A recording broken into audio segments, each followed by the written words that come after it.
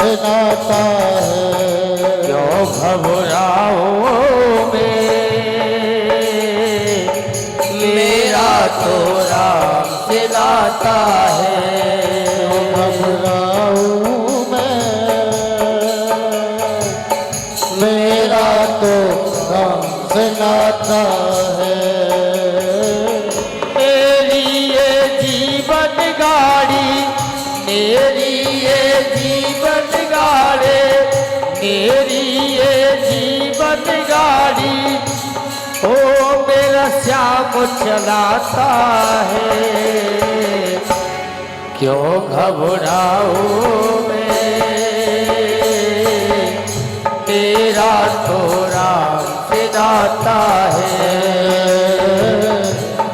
क्यों घबराऊं मैं, मेरा तो सबसे नाता है।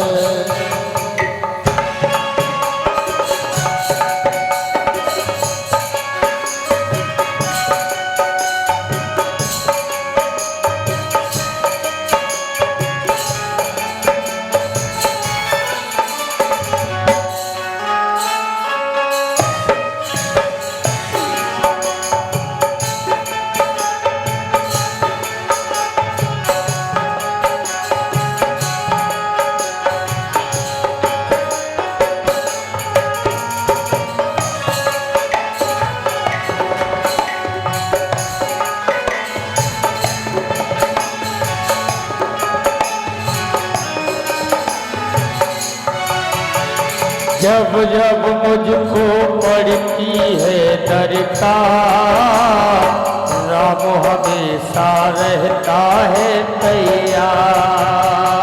जब जब मुझको पड़ती है दरकार, राम हमेशा रहता है तैयार।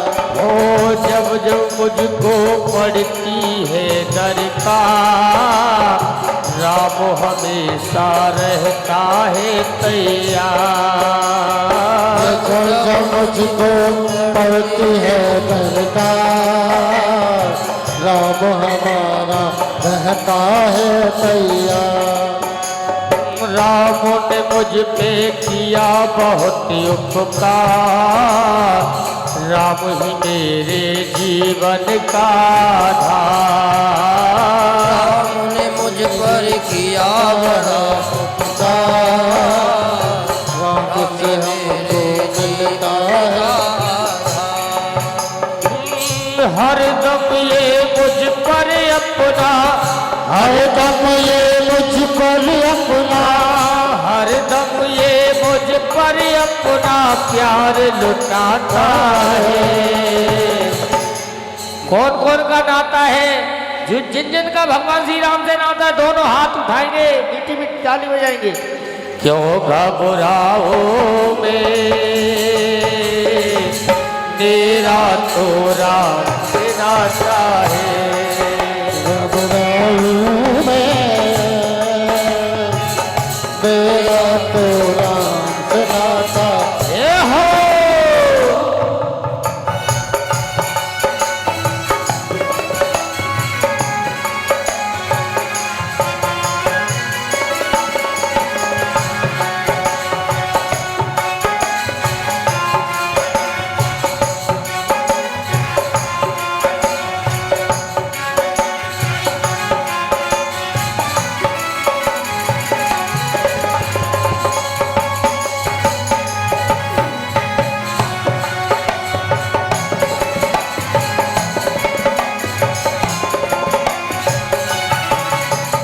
दुख के जब जब बादल से बढ़ा, राम नाम लेते ही ये छट जाए। दुख के बादल जब जब मड़राते, राम नाम लेते ही छट जाते।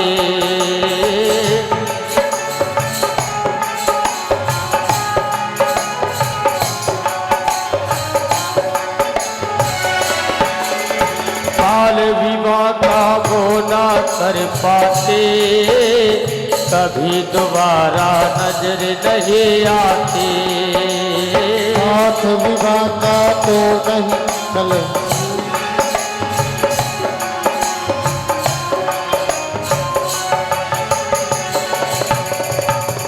संकट आने से पहले, संकट आने से पहले राम जो आता है, क्यों घबराओ मैं, तेरा तो राम दाता है। घबराओ मैं, तेरा तो राम दाता है। तेरी ये जीवन गाड़े, तेरी ये जीवन गाड़े राम चलाता है। क्यों घबराओ मैं, तेरा तो राम चलाता है। क्यों घबराऊं मैं, मेरा तो राम चलाता है।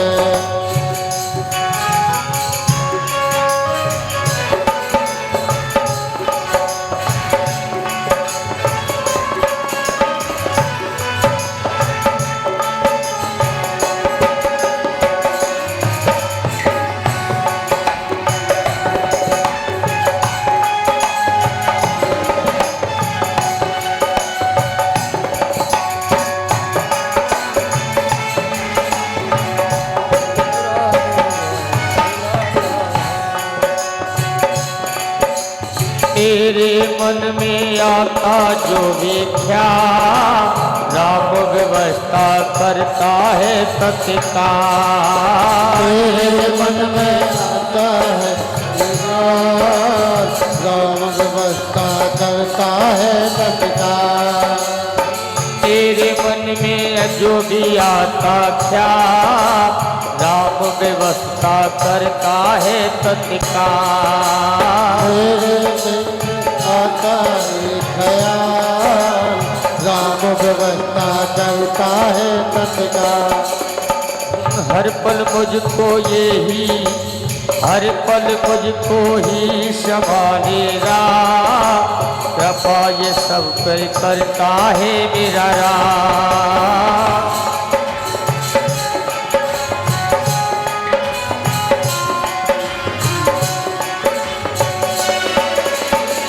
जिनके लायक नहीं मैं, जिनके लायक नहीं मैं, वो मिल जाता है। उठाए दोनों हाथ, अरे क्यों घबराओ मैं, मेरा तो राम दाता है। मेरा तो राम दाता है। ओ तेरी ये जीवन गाड़े, मेरी ये जीवन गाड़ी तेरी ये जीवन गाड़ी राम चलाता है। ओ क्यों घबराऊं मैं, मेरा तो राम चलाता है।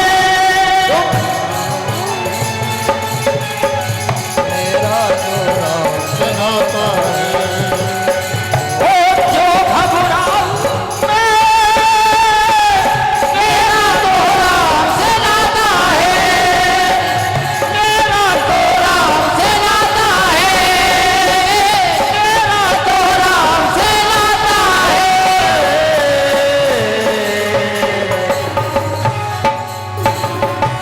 क्यों घबराओ मैं, मेरा तो राम से नाता। और सुवेल पर्वत पर जाकर के भगवान का निवास हुआ है। तो रात्रि का विश्राम हुआ। जिस दिन भगवान वहां पर पहुंचे, रावण के दूतों ने आकर के रावण को सूचना दी कि महाराज, जिसकी आप कल्पना भी नहीं कर सकते, हम वो सूचना आपको देने वाले हैं। क्या हुआ? दुस्तरम संत्यज्य, क्या समुद्र पर पुल बांध लिया उन्होंने? दूत हाथ जोड़ करके निवेदन करते कि महाराज, बांध ही नहीं लिया, समुद्र पर पुल बांध करके वो आपके निकट आ गए, समुद्र को पार करके आ गए। इस बात को सुनकर के तो महाराज रावण को बड़ा क्रोध आया, दुख भी बहुत हुआ। आश्चर्यवत पश्चात कश्चिदेन, आश्चर्य करने लगा कि ये कैसे हो गया। मंदोदरी साथ में थी, मंदोदरी चरणों में गिर पड़ी कि प्रभु अब तो कुछ समझ जाओ। तुम ये कल्पना करते थे कि दुस्तर समुद्र मध्य में है, तो देखो उन्होंने समुद्र को भी पार कर लिया और संकट तुम्हारे दरवाजे तक आ गया। मैं अब भी आपसे निवेदन करती हूँ, अब भी कुछ भी नहीं बिगड़ा है कि आप जानकी को लेकर के जाओ, उनके चरणों में समर्पण करो और अपना भी समर्पण करो। मैंने सुना है कि वो बड़ी दीन दयाल है, अगर आप उनकी शरण में जाओगे तो वो आपके ऊपर कल्याण जरूर करेंगे। लेकिन रावण ने एक भी बात नहीं मानी। प्रातःकाल को भगवान उठे, सुग्रीवादियों की मंत्रणा गोष्ठी की और सबसे पूछा कि भैया बताओ क्या करना चाहिए। अब उनकी सेना में एक सबसे बूढ़ा बानर है, क्या नाम है? बानर क्या है? रीछ है। क्या नाम है? जामवंत जी महाराज। उन्हीं से पूछा कि भाई आप बताओ, क्योंकि आप बड़े बूढ़े हो, बड़े बूढ़ों की सलाह आवश्यक होती है महाराज, क्योंकि उन्हें पूरे जीवन का अनुभव होता है। एक बुढ़े जो थे ट्रेन में जा रहे थे, ट्रेन में अब एक स्टेशन से जब चढ़े तो जिस बोगी में बैठे वहाँ कोई और नहीं था, अकेले थे बेचारे। अब 3-4 लड़के, स्कूल के लड़के तो लड़के होते हैं, वो चढ़े, सामने वाली सीट पे जाकर के बैठ गए। बाबा ने देखा, बाबा बेचारे अपने जंगले से चिपके रहे। अब बच्चों के मन में क्या चले कोई नहीं जानता। अब एक ने कही कि काम करते हैं कि ट्रेन की चैन खींच देते हैं, ट्रेन रोक देते हैं। दूसरा कहता है कि पागल हो रहा है, ट्रेन रुक जाएगी, पुलिस आ जाएगी, पकड़े जाएंगे। देखा नहीं इसमें जुर्माना लग जाएगा अभी 500 रुपये का। जब उस 2 लोग आपस में बातें कर रहे थे, कोई तीसरे ने उस बाबा को देखा। बाबा ये सारी बातें सुन रहा था। अब तीसरा कहता है कि सुनो भाई, ट्रेन भी रुक जाएगी और पैसे भी खर्च नहीं होंगे। कि क्यों? कि ट्रेन हम खींच देंगे, नाम बाबा का लगा देंगे। अब बाबा डर गया कि भैया मेरे क्या गलती करी तुमने, मैंने क्या बिगाड़ा तुम्हारा, मैं तुम्हारे बाप के बराबर का हूँ, बाबा के बराबर का हूँ कि ना, दंड तो बाबा मिलेगा तुम्हें। अब बाबा के खूब हाथ जोड़, लेकिन भाई लड़के तो लड़के, वो किसी की क्यों सुनने लगे। एक ने ट्रेन खींच दी महाराज। पुलिस आती, उससे पहले वो आपस में बातें करती कि भैया एक काम करो, 500 रुपये जुर्माना लिखा हुआ है, सारे लोग पैसे इकट्ठे करो, अगर बात नहीं बनी तो पैसे दे देंगे। तो सब ने पैसे इकट्ठे करे, 1000 रुपये इकट्ठे हुए। एक व्यक्ति ने वो पैसे अपने जेब में रख लिए, उन लड़कों में से। बाबा सब देख रहा है।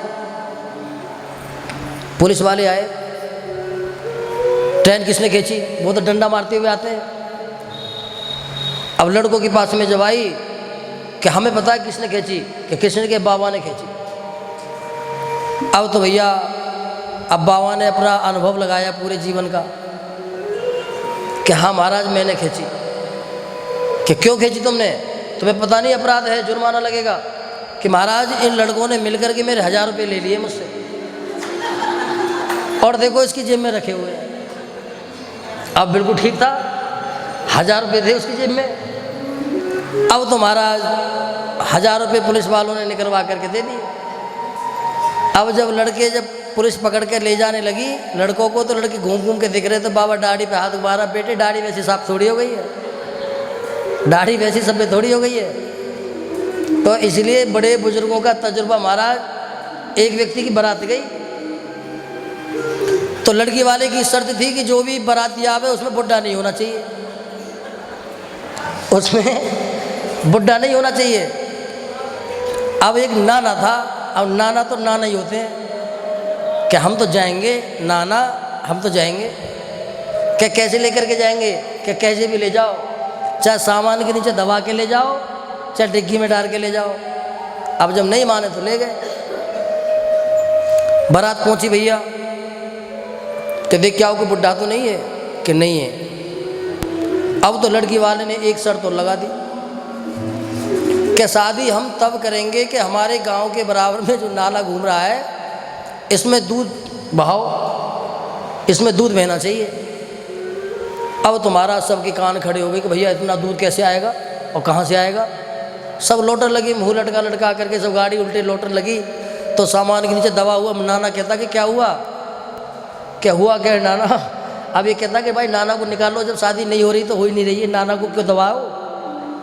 नाना को निकाला, क्या हो गया, कैसे लटके हुए हो, शादी नहीं कि नहीं, उन्होंने ऐसे ऐसे बोला है कि नाले में जो पानी है उसकी जगह दूध बहाओ।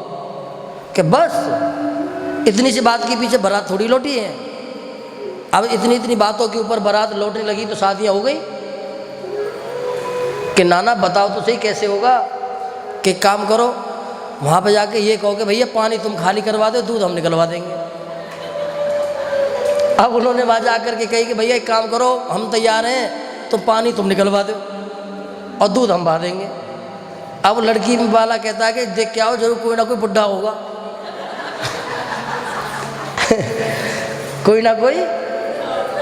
तो कहने का मतलब है कोई भी हम कार्य करें, समाज का कार्य करें, परिवार का कार्य करें, तो उसमें बड़े बुजुर्गों की सलाह जरूरी होती है और होना चाहिए। देखो वैसे भगवान राम हैं, जामवंत भी भगवान की शरणागति लेते हैं, लेकिन जब कोई सलाह ले रहे हैं तो जामवंत से पूछ रहे हैं कि भैया बताओ क्या करना चाहिए। तब जामवंत कहते हैं कि प्रभु अगर तुम पूछना चाह रहे हो तो हम तो केवल आपको एक ही राय देंगे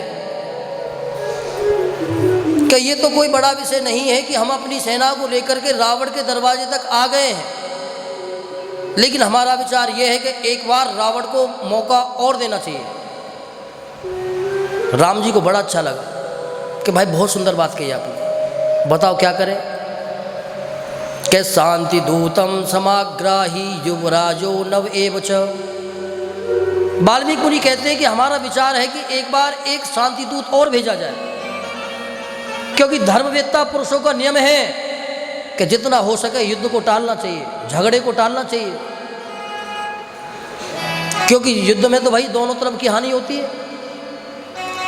राम जी को बड़ा अच्छा लगा कि किसको भेजा जाए। जामवंत जी कहने लगे कि प्रभु इसका निर्णय तो आप ही करोगे। जब राम जी सबकी ओर दृष्टि डाल करके देखने लगे तो बाली पुत्र अंगद हाथ जोड़ करके भगवान के चरणों में बैठ गया कि प्रभु इस दास के ऊपर भी कृपा करो। मैं बच्चा जरूर हूं, लेकिन इतना भी बच्चा नहीं हूं कि जो आपके कार्य को पूरा ना कर सकूं। बुद्धिमान तो थे ही, बल और बुद्धि के निधान थे। अंगद भी कोई कम नहीं थे, अपने पिता की भांति बलवान थे। भगवान प्रसन्न हो गए। जब भगवान प्रसन्न हो गए तो अंगद ने भगवान के चरण पकड़ लिए। भगवान के प्रसन्न होने का मतलब है कि भगवान की मंजूरी मिल गई। अंगद कहता है कि प्रभु तुम चिंता मत करो, मैं दिखा के आऊँगा। भगवान ने कहा कि दिखाना नहीं है भैया, समझाना है, क्योंकि दिखा तो पहले हनुमान जी बहुत आए। अगर दिखाने से काम चल जाता तो हनुमान जी तो बहुत कुछ दिखा करके आए, इसलिए तुम समझाना। अंगद जाते महाराज, दरवाजे पर जाकर के ललकारते ही सूचना अंदर भेजी जाती है। अंगद सिंहों की सिंहे मध्य यथा ग्राही भवने प्रांगणे ग्रही। वाल्मीकि मुनि कहते कि सिंहों की भांति, जैसे जंगल में कितने भी जीव जंतु घूम रहे हो लेकिन शेर की चाल नहीं बदला करती, तो उनके ऊपर तो भगवान की कृपा है अंगद के ऊपर। ओ अंगद चौड़ करके चल रहे हैं महाराज राक्षसों के बीच में। जो भी राक्षस अंगद को देखता है, अब जिस दिन से हनुमान जी गए ना, अब बंदरों के नाम से ही राक्षस कांपते हैं, उसी दिन से कांपते हैं। अंगद जब चौड़े होकर के चल रहे थे तो बेचारे को नौकरी तो बजानी थी राक्षसों की, लेकिन उसके मन में भय था। मन में विचार कर रहे थे कि ये वो बंदर तो है नहीं जो पहले आया था। वो उस बंदर ने तो इतना आतंक मचा दिया, अब ये बंदर पता नहीं कौन सी करतब करेगा। अंदर से आदेश आया कि कोई हथियार नहीं होना चाहिए। राक्षसों ने दूर से अंगद को रोका कि रुक जाओ, कि तुम शस्त्र अंदर नहीं लेकर के जा सकते, यहीं छोड़ना पड़ेगा। अंगद ने कहा कि छोड़ दूंगा, लेकिन यहाँ नहीं छोड़ूंगा, भगवान के चरणों में छोड़ के दूंगा। वहीं से भगवान का ध्यान किया और ध्यान करते ही वो गदा स्वयं निकल करके भगवान के चरणों में चली गई। सिंहों की भांति अंगद चले जा रहे महाराज। उधर रावण के पास सूचना गई तो रावण अपने कार्यों से निवृत्त होकर के सभा में आकर के बैठ गया और जितने भी बड़े बड़े योद्धा थे उसका पुत्र मेघनाद भी वहीं पर था। दिव्य सभा में दिव्य आसन पर बैठा हुआ रावण जब सिंहों की भांति अंगद ने सभा में प्रवेश किया, चारों तरफ दृष्टि उठा करके जब देखा तो वाल्मीकि मुनि कहते हैं कि जिस समय अंगद ने दृष्टि डाली तो सभी जितने भी राक्षस थे सभी के जो चेहरे थे वो भय से व्याप्त थे, मलिन हो चुके थे। कब से? जिस दिन से हनुमान जी लंका को जला करके गए। मैंने आपसे निवेदन किया था कि हनुमान कौन है, कि हनुमान भगवान शंकर के अवतार हैं, रुद्रावतार हैं। और रुद्र कौन है? बोले रावण के गुरु हैं। तो हनुमान जी ने जब समझाया तो रावण नहीं माना, तो जब गुरु के कहने पर भी नहीं माना तो उसका तो नाश होना निश्चित है भाई। तो गुरु के अपमान के कारण मानो आज लंका तेजहीन हो गई। हनुमान जी कितने दिन पहले आए थे और आज तक उनकी प्रशंसा होती है, उनके बारे में बातें चलती हैं। राक्षसों की पत्नियां कहती हैं कि जिसके वानर ने आकर के तूफान मचा दिया लंका में, अगर वो अपनी ऐसे लाखों करोड़ों सैनिकों को लेकर के आवेगा तो क्या होगा बताओ। आज जब अंगद जब सभा में गए तो रावण ने कहा कि आओ, क्या नाम है? भो कपि यथा मुक्ता। अरे वानर तू कौन है और किस कारण से तेरा आगमन हुआ है? ना अंगद को ये पूछा कि भैया अतिथि आया है, कोई दूत आया है तो सबसे पहले उसको सम्मान दिया जाता है। अब सामने वाला जैसा प्रश्न करेगा तो उसको उत्तर भी ऐसा ही मिलेगा। जब कोई आसन के लिए जब अंगद को जब नहीं कहा तो अंगद ने कहा कि सबसे बड़ी धूर्तता तो तेरी ये है कि नीति कहती है कि अगर अपने शत्रु का भी अगर सेवक आवे, दूत आवे तो उसका अनुमोदन करना चाहिए, उसका पानी, उसका अर्घ्याचन करना चाहिए। ये राजा का धर्म है। मैंने तो सुना था कि तू बड़ा नीतिज्ञ है, लेकिन कोई बात नहीं, मैं राम के चरणों का सेवक हूँ, मुझे तेरे आसन की ज़रूरत भी नहीं, मैं अपनी व्यवस्था खुद कर लूँगा। अब तुम्हारा सभा में अच्छा एक बात और है, राम जी की सेना में अधिकतर जितने भी बंदर हैं पूंछ बढ़ाने का कमाल सबको आता है। अब यहाँ पे भी अंगद ने पूंछ बढ़ाई महाराज और इतना ऊंचा आशा बना लिया और उसी के ऊपर जा कर के बैठ गए। अब इस प्रभुता को देख करके तो राक्षसों के कान खड़े हो गए कि हनुमान जी ने तो बड़ी हुई पूंछ तभी दिखाई थी जब आग लगाई थी, अब ये तो पहली बड़ी हुई पूंछ दिखा रहा है, पता नहीं क्या करेगा। यहाँ पर गोस्वामी तुलसीदास जी महाराज कहते कि अंगद ने यहाँ पर रावण को बहुत समझाया। अंगद ने जब बहुत समझाया तो रावण के मन में समझ में नहीं आया। रावण कहता कि तू है कौन, क्योंकि तू पहले वाला कपि तो नहीं है। मैंने अपने सेवकों से जाना है कि तुम राम की सेना में छोटे छोटे वानरों की भरमार है, लेकिन हाँ कितने भी छोटे वानर क्यों ना हो, लेकिन जो पहली बार जो कपि आया था ना वो वास्तव में बलवान था। विनय पत्रिका में गोस्वामी तुलसीदास जी महाराज कहते कि रावण ने केवल एक वानर की प्रशंसा की है। कौन है? वो है हनुमान जी, क्योंकि वो तो है भी अतुलित बल के था।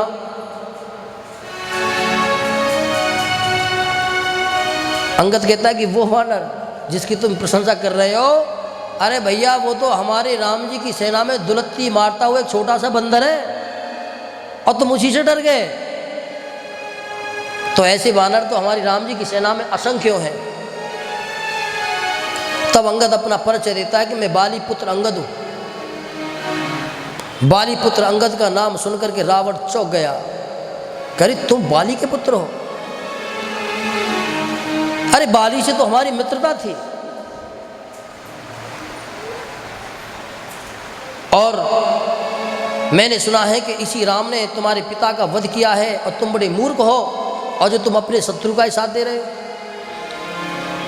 खूब भड़काने की कोशिश करी। अंगद कहता कि मेरे पिता ने तुम्हारे बारे में मुझे बताया था कि तुम कैसे मित्र थे मेरे पिता के। मित्र समकक्ष श्रेणी में बनता है, लेकिन मेरे पिता ने तो तुम्हारे ऊपर दया करके तुम्हें मित्रता का भाव दिया था, क्योंकि मेरे पिता ने 6 माह तुम्हें गिलहरी की तरह अपनी बगल में दबा करके रखा था। अब इन बातों को सुन करके तो रावण तमक गया महाराज। बड़े बड़े प्रलोभन दिए, लेकिन अंगद की उनकी बातों में नहीं आए। आखिरकार अंगद ने खूब समझाने पर भी जब रावण नहीं समझा, तब अंगद ने कह दिया कि रावण अब तुम सतर्क हो जाओ, क्योंकि मैं राम जी की तरफ से अंतिम शांति दूत का प्रस्ताव लेकर के आया था। तुमने मेरी बात को नहीं माना। तुम देखना, तुम्हारे लंका के वासी तुम्हें कोसेंगे। तुमने राम के चरणों से विद्रोह किया है, और इस भूधरा पर तीनों लोकों में ऐसा कोई देव नहीं, ऐसा कोई किन्नर नहीं, कोई यक्ष नहीं जो राम के चरणों से वैरता कर करके सुख रह सके। मैं जा रहा हूँ। इतना कह करके सभी को अपमानित करके अंगद वहाँ से आए हैं महाराज। तुलसीदास की रामायण में तो ये लिखा है कि अप्यचतम पादार भूतम यद मुक्ता सुरेश्वरा। अंगद ललकारता है कि मैं देखता हूँ कि तुम में कितने बड़े बड़े योद्धा हैं। गोस्वामी तुलसीदास जी महाराज कहते हैं कि जब वीरता की जब बात आई, तो अंगद ने पृथ्वी पर खड़े होकर के अपने पैर को पृथ्वी में जमा दिया और कहा कि रावण, अगर तुम्हारी सभा में कोई बलवान हो तो केवल मेरे पैर को उठा करके दिखा दे। मैं अपने राम के चरणों की सौगंध खा करके वचन देता हूँ कि अगर तुमने किसी ने मेरा पैर हटा दिया तो राम जी युद्ध की भावना छोड़ करके अपने घर को लौट जाएंगे और सीता तुम्हारी हो जाएगी। गोस्वामी तुलसीदास जी महाराज कहते कि हर किसी ने प्रयास किया, लेकिन कोई भी अंगद के पैर को नहीं हटा पाया। मेघनाथ आया, मेघनाथ भी नहीं हटा पाया। अंत में जब रावण आया और रावण जब प्रयास करने लगा तो अंगद ने पैर हटा लिया। कह रहे मूर्ख, मेरा पैर पकड़ने से तुझे कोई लाभ नहीं होगा। पैर पकड़ने तो श्री रघुनाथ के पकड़, तभी तेरा कल्याण होगा। पैर पकड़ने को हुआ। अब जब पैर हटा लिया तो हाथ जमीन में टिक गए, मुकुट गिर गया। मुकुट उठा करके अंगद ने फेंक दिया, वो भगवान के चरणों में जाकर के गिरा। यस मुक्ता सुरा साध्या गोपिकेश गोपिका गना वान रहा यस यस्तेषाम क्षिप्रम अंगदम राघवम।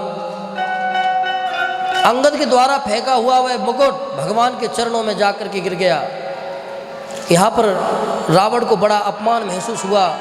सभी का अपमान करके अंगद लौट करके आए और राम जी के चरणों में निवेदन किया कि प्रभु, अब यहाँ पे समझाने से काम नहीं चलेगा, अब तो यहाँ पर युद्ध ही निश्चित होगा।